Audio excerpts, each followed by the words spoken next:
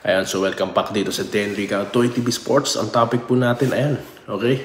Ang Converge po na tinalo ang Phoenix. Magandang laban kanina, no?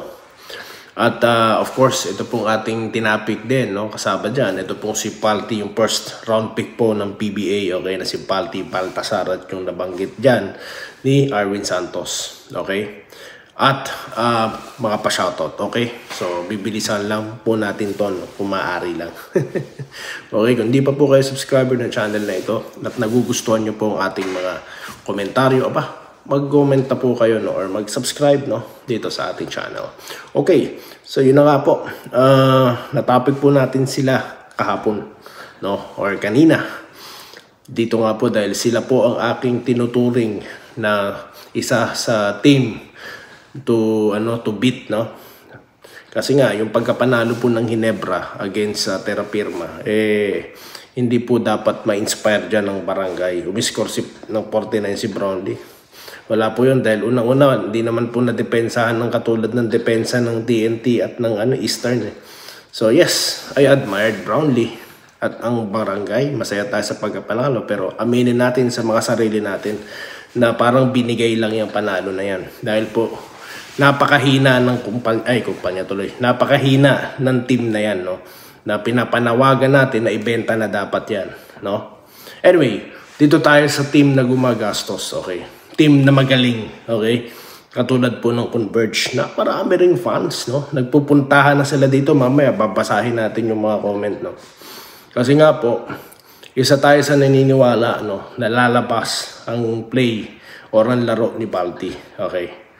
Dahil nga po, hindi po yan magiging MVP sa MPBL kung mahina yan. Diba? At inay din po siya ng gilas, di po ba? So, may talent yan.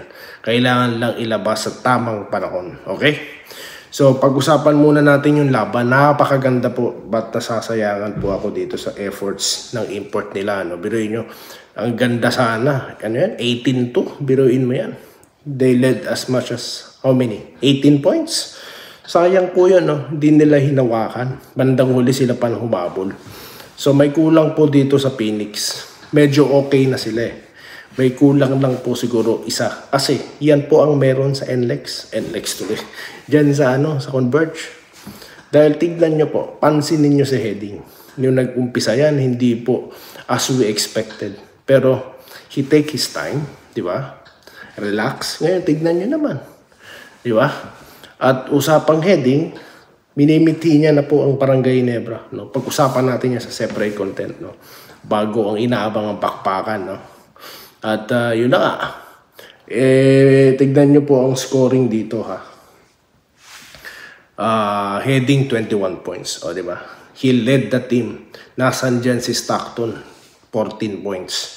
Okay? At yung Santos, diba? 16. Si Diallo po, tignan nyo, pa-relax lang, 21 points. Di ba? Hindi niya kailangan kumana ng big time numbers katulad nito ni Smith na may 30. No? But 21 is malaki na po yan. Ha? Nalalakihan na po ako doon. Sayang doon. Tsaka po yung laro ni Hasul. Di ba? Yung mga 3-point shots niya. 20 points. Okay? Sayang. At ito nga po, si Baltasar, 6 points lang. So, wag nyo pong titignan yung numero na yan. Dahil yung ginagawa niya po, yung presence niya po, yung papansinin nyo. He grabbed 13 rebounds. Yan po ang isa sa pinagpupukosan niya ngayon. Bakit? Yan po yung turo ni Dako sa kanya, ni Danny Ildefonso, ang 2-time PBA MVP. So, ganun po. Di ba? Hindi naman kailangan ikaw ang star at umiscore ka as expected. Hindi. You should do your role, which is what he's doing right now. Tsaka na po susunod yun, yung niya, lalabas talaga yan. So 13 points guys. Points tuloy. 13 rebounds. So yan po ngayon ang impact ni Balti sa team. Kasi nga, dumating siya, nag-i-exist na yung team. Maganda na yung core group nila eh. So ngayon, kailangan niya lang slowly insert yung sarili niya, no? At yun na nga po, baka narinig tayo. Piners 5 na po siya, di po ba? Dahil sabi nga natin, dapat dagdagan na po yung minutes ng laro niya. Ngayon, konting glimpse po. Pag nakalaban na nila ang Barangay, Well, yung Santos po consistent sa 3-point shot. Sana po mapansin yan ni Coach Tim Cone. Dahil yan po ang naging dahilan kung bakit nakahabol sila dito. Diba? Ratchada rin po ang takbo ng Converge. Yung laro nila. Diba? Nakita nyo naman yung Stockton. At iba po yung nilalaro ni Heading, no? Iba po. So, I think si Holt, pinagpahinga yan purposely para dito kay Heading. So, that's what I'm thinking, no? Marami po tayong pag-uusapan sa susunod na content na yan, no? So, ito, pag-usapan natin po ng mabilisan si Palti. Yan, siya po yung ating topic dito, no? Dahil, you know, kung titignan nyo po yung player, tititigan nyo, talaga pong pagdating sa kilos, mabilis po diba? Tsaka may skills tong player na ito. So, tsaka magiging asset din po ito ng PBA, kaya po tayo nakafocus dito sa kanya. So, ngayon, siya po mini-mentored, no, neto ni Danny Ildefonso. So, nakita nyo naman po ang masterpiece niya, isa sa mga masterpiece niya, si Aranya, no. So, imaginein mo, kung maging kagaya ni Aranya yan, mas tawag dito, mas lamang siya dahil yung skill set niya, yung ang bilis niya nga kumilos di po ba? So mata-transform lahat yan kung naturuan ng post offense yan, yari na, no? Siguradong may kalaban na po sa ilalim si Pajardo, no? So yan po, nakabang po tayo at stop bashing him sa kanyang puntos. Tignan nyo po yung overall performance ng manlalaro. Okay, shout out na po tayo, no? Dito po tayo sa ating huling content. Marami po ako nakita nagkomento, no? Dito sa ating, ito, pakita ko sa inyo guys, Ito, ayan, yung ating glimpse, no? Ng Barangay Ginebra versus Converge. Inagahan ko na pong usapan dyan. Dahil mas maganda pong pag-usapan yan, no? Ayoko lang pag-usapan yung mga away-away, mga siga-siga dyan, no? Dito tayo sa may makukuha tayo. Ito, si Nathaniel John Herona, no? Masyado mo pinoproblema si Balti. Well, tinatopic ko siya. Hindi ko siya pinoproblema. For your information, to correct you, no? Tinatopic ko siya. Dahil dapat lang na itopic siya dahil basketball contents ako. At siya po ang first round pick ng PBA. No? Siguro di ka lang nanood. Yan po ang problema sa karamihan sa atin dyan sa Pilipinas. Mahilig po tayong magsalita nang hindi nyo nalalaman. Nauuna po yung bibig, no? So paano siya nagsalita? Through text lang. Ganun po. Yan po ang sakit sa Pilipinas. So dapat po baguhin yan ng maraming netizen, no? Manood muna kayo bago kayo magsalita. Okay? Ito po, Benjamin Oton. Lamang Converge dyan, puro bata ang player nila. Walang injury prone ang Converge. Kahit saan tingnan, lamang talaga ang Converge dyan. Well, may punto po siya. Actually, I agree. I agree. No? So again, baka sabihin nyo, Ginebra, but you agree. Well, dapat po talaga, kung nakikita nyo naman tama, mag-agree kayo. Sa Ginebra po kasi,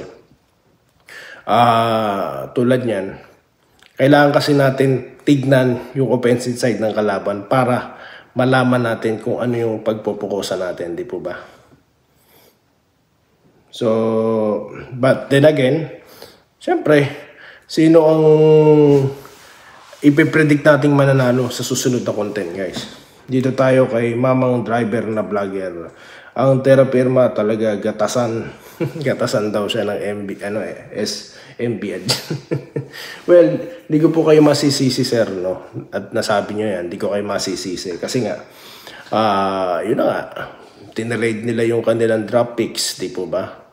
Kasi di naman nila inalagaan yung mga nakuha nilang assets. So, di ba, sabi ko naman sa inyo, pinagtatanggol ko yung trade na na tag dito, Romeo tsaka si Manuel tsaka itong si Stan Hardinger tsaka si But the way they handle those assets, no, parang posible ako maniwala diyan kay sir, no. Kaya nga nananawagan na ako na ibenta na yung franchise na yan dahil yan po yung indication na hindi po magandang kupunan yan, no. Di po ba? Tignan nyo si Hedy ngayon. Kung hinawakan nila yan, di sana maganda ang takbo ng team nila. Di po ba? Tapos nag-trade sila ng assets, hindi naman nagagamit. Tignan nyo si Romeo. Di ba? Parang in-extend lang yung aparador na San Miguel, no? Nilipat lang sa Terra Firma. Di po ba? Rene Ngasca Sr., isa na namang malaking pagsubok sa ating barangay. Kaya nga po tinatopic na natin, sir. Parang ngayon pa lang mapag-usapan na. Di po ba? Huwag tayong isang content lang or dalawa lang against Terra Firma, no? Kasi tinapik lang natin bago ang laro at pagkatapos. Pero hindi na natin pinagpupukusan yung mga ganyang klase ng kupunan, no? Okay, dito po Andresito Alantason. Good evening pala, idol. Ano balita sa dalawang main man natin, idol? Sana makalaro sila. Wala po tayong balita. Nag-check po tayo sa kay kay Holt at saka kay Aguilar, di ba? Nag-check po tayo sa legit sources. Wala po. So I suspect katulad po bago makalaban ng Terra Firma, no? Hindi sila maglalabas ng bulletin kasi nga po yan tawag dito, pwedeng gamiting advantage sa kanila. Di po ba? So, kung ano man po yun. So antayin na lang po muna natin baka bukas or baka sa mismong laro na, no? Yan pong mga nagko-content dyan na may malaking update na naman. Huwag na kayo magpapaniwala dyan, no?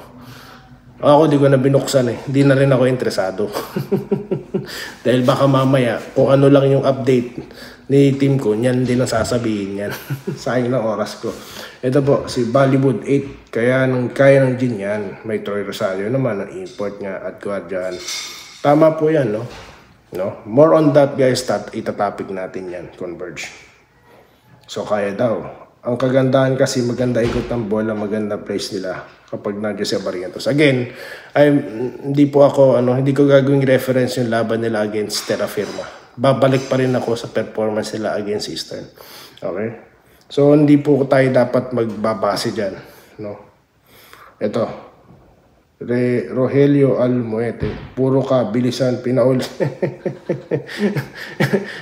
Kasarapan po. Sir, mag-vlog kayo para malaman nyo. No?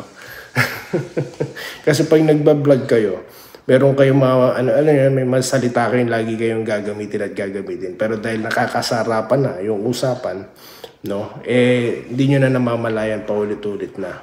Kaya yung mga mahilig pong magsalita about content, you should try doing content, no? Para wala naman po akong pakialam sa ganyang klase ng mga komento, sa totoo lang. Binabasa ko lang. Pero I'm saying, no, try nyo rin po. No? Ito, parang si Aduko lang yung MVP sa NBA. Pagdating sa PBA, mababa din na stat. Well, let's see, no? Let's see. Robert De Guzman, good day po, idol. Inaabangan ko po talaga laban ng JSM Atros. Magandang, yes, yan po yung mga magagandang laban, no? Yan po yung mga challenge Ross, of course, yung tropang Giga, ito pong Converge, Eastern, no? San Miguel, yan naman yung mga team na talagang gustong manalo, no? Magnolia, yung Bossing, okay pa ako dyan. Paka itong Phoenix, okay pa ako. Northport. Pero itong Terra Firma, ulit-ulit ko na yan, no?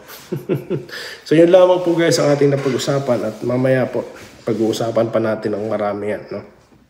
Countdown po ng Jeans at Fiber Xers. Dito lamang sa Denrica, Doy TV Sports. Buli, maraming salamat po sa inyong panonood.